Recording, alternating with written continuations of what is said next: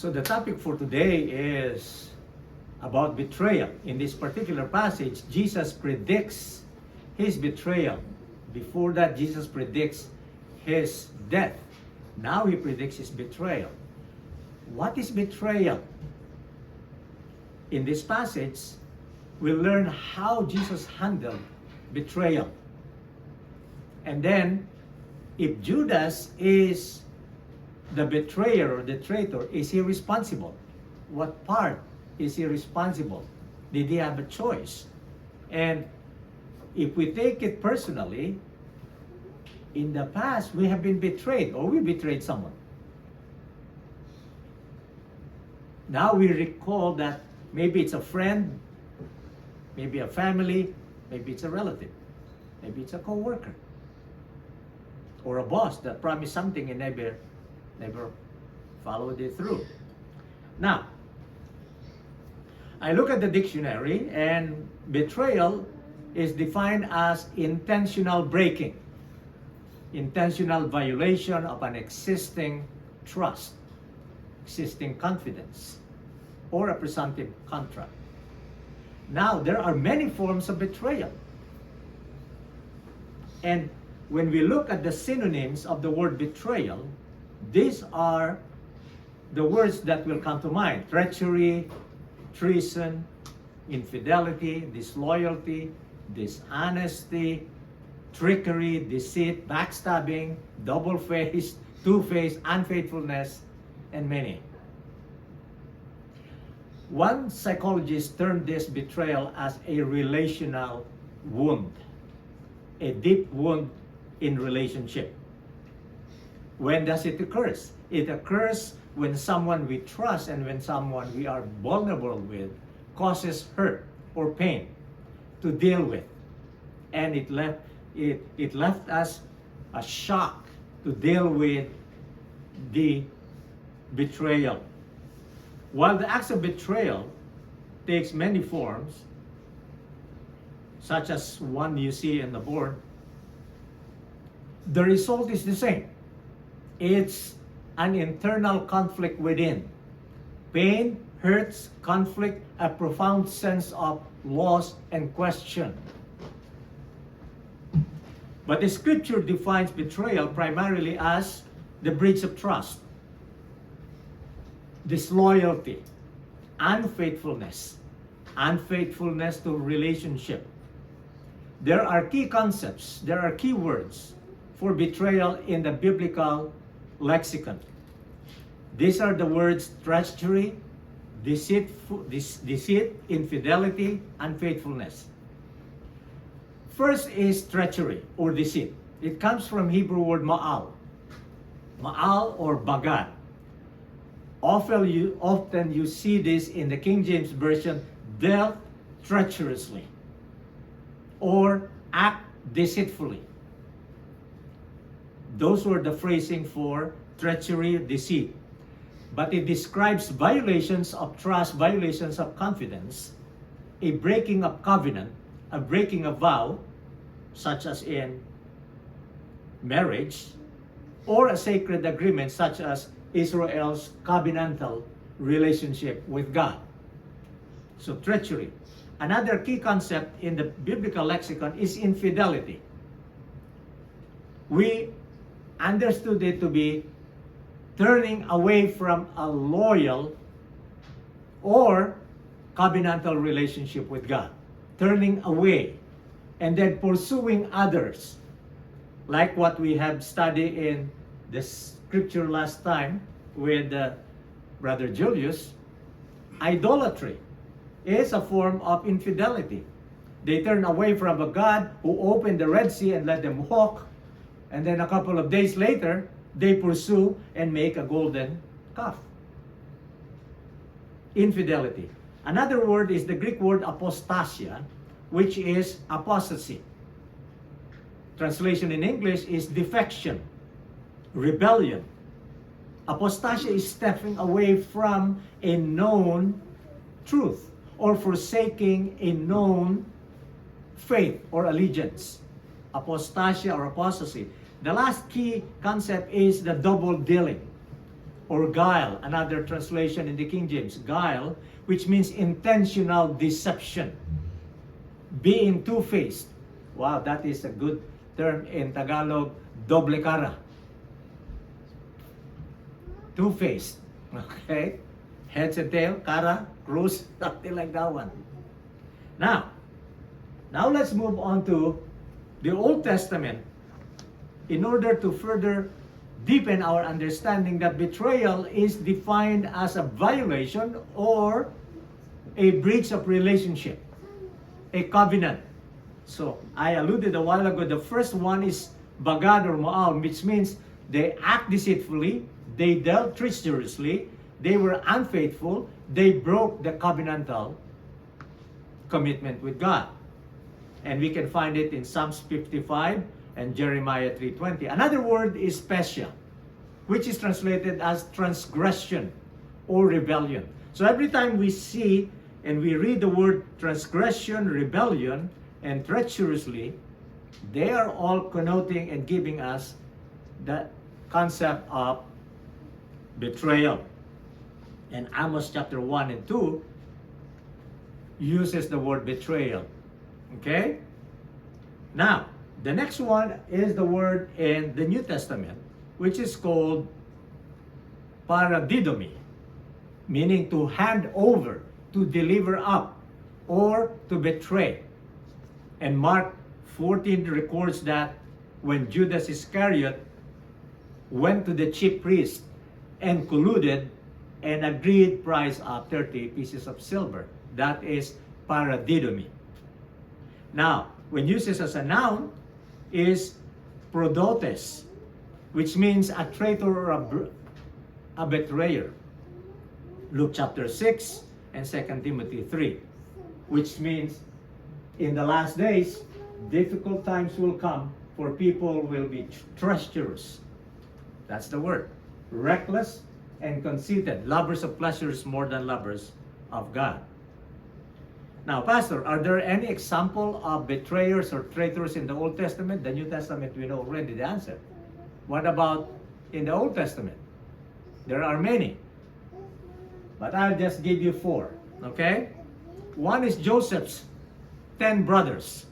We know already that they sold Joseph. But what drives the 10 brothers to betray Joseph? Jealousy. Right? Remember the coat of many colors? Just because of that. Man, they dealt treacherously with Joseph. Delilah manipulated Samson into revealing the secret of his strength. What about Absalom? Conspiring to get the throne, he betrayed his dad, David. And then the 4th one is Ahithophel, which is David's counselor, David's personal confidant. He betrayed King David and defected to Absalom. From this example, we can learn that betrayal often begins with unchecked envy, when the envy starts. That's the 10 brothers. Yet God can redeem even the darkest actions of the brothers. Remember, you meant it evil, but God meant it for good. With Delilah, we learn that betrayal thrives when trust is given to someone who does not share your values. And that's why from Delilah we learn that we need to guard our hearts, we need to discern character. In Absalom, it stems out from unresolved offense or a desire for power. With Ahithophel, it's pride and ambition that drives him to defect. Okay? What about the New Testament? We are going to go into details on Judas Iscariot, but to sum it up, greed blinds the heart of Judas by allowing Satan to control him. Peter denied him, not a planned, not a premeditated betrayal, but in moment of fear. That's the difference between Peter and Judas. He denied Jesus 3 times. So we can learn from Peter that even sincere people can fail under pressure and grip with fear.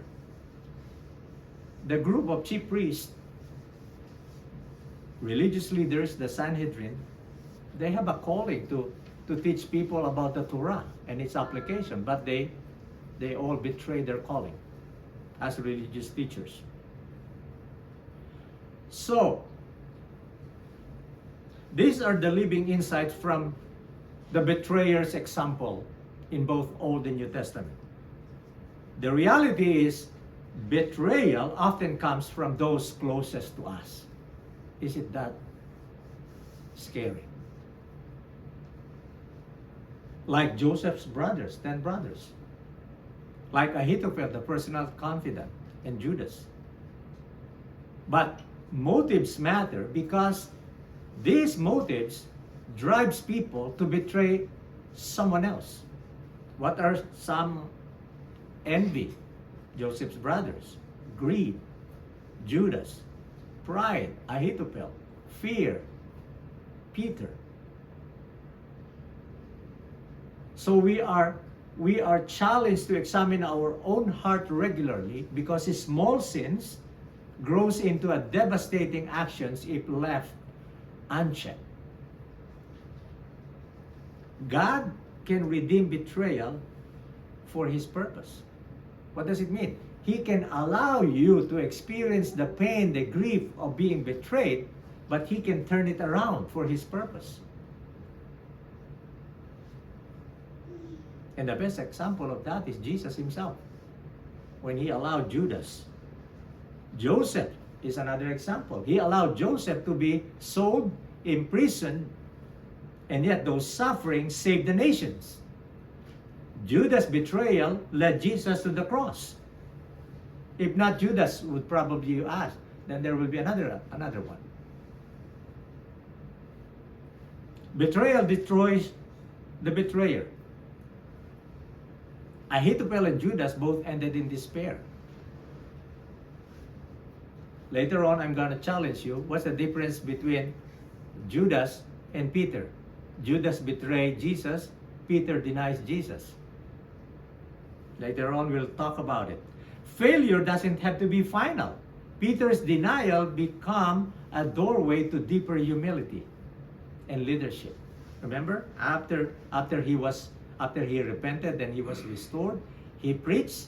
3,000 were added. 3,000 were baptized. Man, that's how powerful the Holy Spirit works during that time. So now, going to our text in John chapter 13, this John chapter 13, 21 to 30, captures the moment when Jesus publicly predicts His betrayal and His betrayer. How did Jesus handle it? In summary, He did not get mad.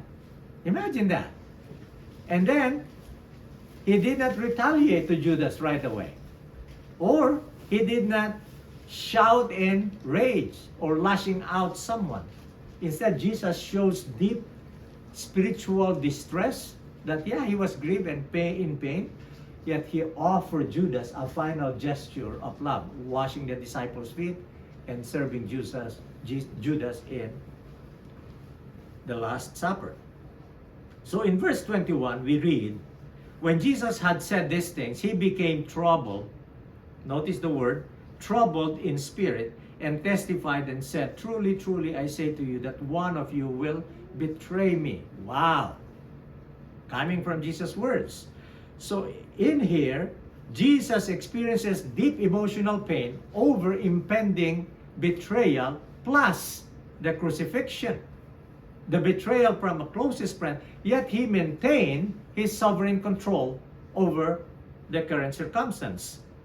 Remember the last time we studied John chapter 12, especially verse 27, Jesus said, now my soul is deeply troubled, meaning depressed, distressed, and shaken. And what shall I say? Father, save me from this hour. But no, it was for this reason I came to this hour. He trusted the Father. That demonstrates Jesus' humanity experiencing being troubled, distressed, and shaken and heartbroken. But at the same time, Jesus' divinity maintains his cool because he knows God is in control. Because God's will, we learned that from John chapter 12, that God's will is worth embracing even when it involves pain and suffering.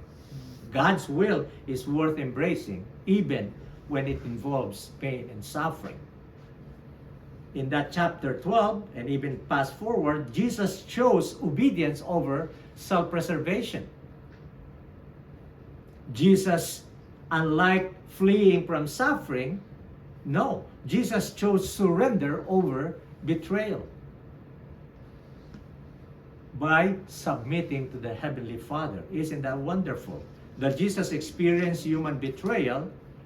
In that chapter 12 and chapter 13, Jesus' humanity struggled with Jesus' divinity. Who won? The divinity. The pain will be there, the grief will be there, the betrayal will be there. Jesus wanted to be delivered from this horrible death, but he knew, he trusted that God sent him into this world for this mission, save humanity from their sin and give them hope of eternal life. In verses 22 to 25, we saw the confusion of the disciple. The disciples were unaware of betrayal and they react with confusion to Jesus' announcement. While John quietly asked for clarification during this intimate meal. In verse 26, there is the so-called Jesus offers a final loving gesture of friendship, not only to Jesus, but for the entire 12 apostles. But this is specifically to Judas in verse 26. And in verse 27, it says, after this, after the announcement, Satan entered Judas. Therefore, Jesus said to Judas, what you're doing, do it quickly. Do it quickly. So the question we're going to answer in this passage is, what motivated Judas to betray Jesus? Judas is first mentioned in Matthew chapter 10, verse 14. We know that. But Judas, within the 3.5 years of being with Jesus, he rejected Jesus' love. He heard Jesus, he saw Jesus does the miracle. He rejects Jesus. Okay? Jesus allows Satan to take control according to chapter 13, verse 2 and 27, marking a definitive and irreversible turn toward betrayal. Judas, prompted by Satan, his own selfish ambition. Those were the possible motives, right? To betray Jesus. Is he responsible for his part? What about Satan, who controlled Judas? Both of them are responsible and accountable for their part in the betrayal. Although we cannot know exactly what motivated Judas to betray Jesus, the Gospel, Matthew, Mark, Luke, and John, gave us a lot of clues. First, when we read the entire Synoptic Gospel, we learn that much scriptural evidence points that Judas never believed Jesus. So we learn from that life of Judas that a person can be with Jesus physically, a person can see Jesus physically, and a person can hear Jesus physically and stay not believe. Likewise, a person can go to church, Bible study, retreat, and camps regularly, and still they will not believe. Example, Jesus. So Judas never did appear to believe Jesus. Secondly, not only Judas has lack of faith in Jesus Christ, he had little or no personal relationship with Jesus. Why did we say that? Because the only documented dialogue, aside from Peter, James, and John, and Thomas, right? The only documented dialogue between Judas and Jesus, remember, in chapter 12, when Jesus rebuked Judas because of his greed-motivated remark to Mary. Why spend that precious oil on the feet of Jesus? We could have sold it and then gave the money to the poor. It's not real. It's a greed-motivated remark. That's the only documented interaction of Judas and Jesus. Thirdly, Judas loved money. Judas is consumed with greed. Judas may have desired to follow Jesus simply because he saw a great following, and he believed that he could profit from the collections. How many pastors, how many church leaders fell into loving money and because of greed and power? Pastors, leaders, ordinary members. Because these sins never choose anyone. It's open. So here is another question. If Judas' betrayal was known to God because God knows everything, did Judas have a choice? Is Judas held responsible for his choice or his part in the betrayal? This is where the concept of God's sovereignty and man's responsibility or man's will comes along. While we don't have a lot of time to discuss God's sovereignty and man's responsibility, the answer to this question is yes, Judas had a choice. And yes, he is held responsible for his choice along with Satan. Okay, that is in part. How do we know that?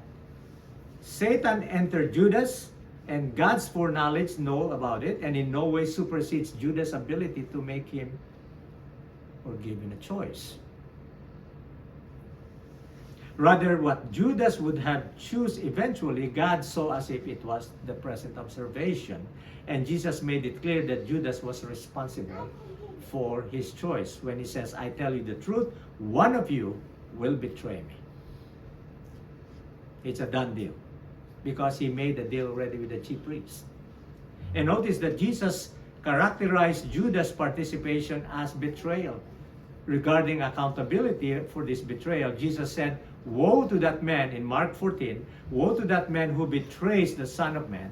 It would be better for him if he had not been born." So Judas and Satan had a part in this betrayal, and both of them will be held accountable for their deeds. So God, in his wisdom, was able, as always, to turn even Judas' betrayal and Satan's participation's rebellion for the benefit of mankind. Because the mission is to die on the cross, to save man's. This is just part of the process. Now in Matthew 27, we see that Judas regretted his action, but he never repented. So that was the answer to the question, how do we differentiate Judas and Peter? The first answer is Judas remorse, but never repented. Peter regretted, but repented. That's one. In verses 28 and 29, the other disciples' misunderstanding did not realize the severity of that betrayal. And when Judas left, they thought that Jesus probably ordered Judas to just buy something and come back. But that was the point of no return. And later on in verse 30, we learn that Judas departs permanently. Now, let's go to the question that I posed a while ago. How Jesus handled the personal betrayal. He acknowledged that it's painful. He acknowledged the grief of being betrayed. Jesus did not suppress his emotions. He was openly troubled in spirit, shaken, heartbroken by Judas' action. And then Jesus offered a final gesture of love instead of lashing out on Jesus or being angry or smearing Judas. He could do a lot about Judas, but no. Jesus refrained from public exposure. He could have identified Judas' stealing of the money and his motives. You know that Jesus can read hearts. He could have exposed Judas, but no. He refrained from that. Jesus trusted God's larger plan. We see this in John chapter 13 and in John 17 when Jesus said, "Now the Son of Man is glorified and God is glorified in him." If God is glorified in him, God will glorify the Son in himself, and we will glorify him at once. And remember in John chapter 12, is it possible? But no, not my will, but yours be done. Right? So that is how he handled personal betrayal. Learning about Jesus, let's translate it into our own life. How do you and I translate Jesus' betrayal in our life? The same word, acknowledge. Not deny, acknowledge the reality, the pain of betrayal. Let's learn how Jesus deeply understands the reality of pain and grief of betrayal from a close friend. The beauty of that is you and I can bring our own relational wounds, our own internal conflict for the Holy Spirit to comfort us. Second, let's examine our heart. Instead of accusing other people, instead of asking, is it I? Let's look within. Because everyone has the potential to betray. Then third, we can extend grace even to the betrayer. Jesus' act of kindness toward Judas challenged us to love and offer grace. When was the last time you offered love and grace to someone who causes you pain? It's hard, right? I've been hearing stories that in your workplace, your supervisor is micromanaging you and it's causing you pain and heartaches, as if you wanted to leave that job right away. And it's personal. Yet the Lord allows us to go through that. Maybe we are called to extend love and grace, because there will be no one to extend love and grace apart from you in that workplace. Finally, let's guard against spiritual darkness. Like Judas' downfall stems from allowing gradual small compromises.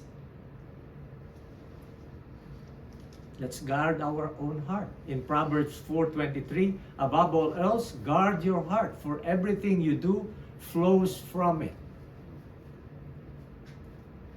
Pastor Justin shared with us last Friday that, for out of the abundance of the heart, the mouth speaks. Good or bad. The same mouth cursing, the same mouth praising, you know what I mean? The same mouth tells the truth, the same mouth tells a lie. That's why we are called to guard our heart. Keep your mouth free from perversity, keep corrupt talk far from your lips. Give careful thought to the paths of your feet. Proverbs 4:26.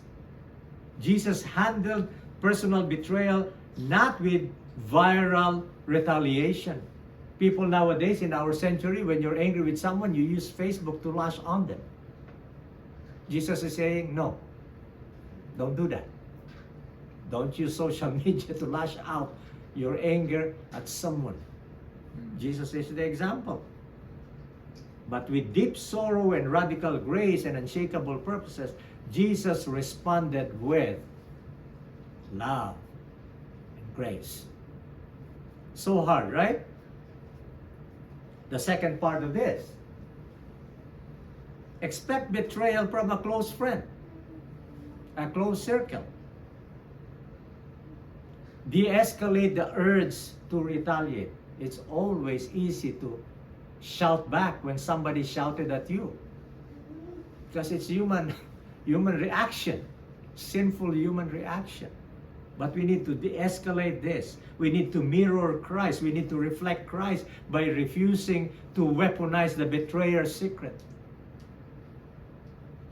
Remember in the election, how people weaponize the secrets of the opponents, the bad things they did behind closed doors. And when they escalate that, when they expose them, it's just like betraying them. It's not a fair game.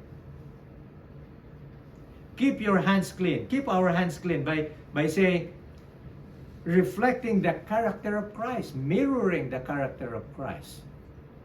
Remember? What does Romans 12 says? Do not be conformed to this world, but be transformed by the renewing of your mind, that ye may prove what is that good and acceptable and perfect will of God.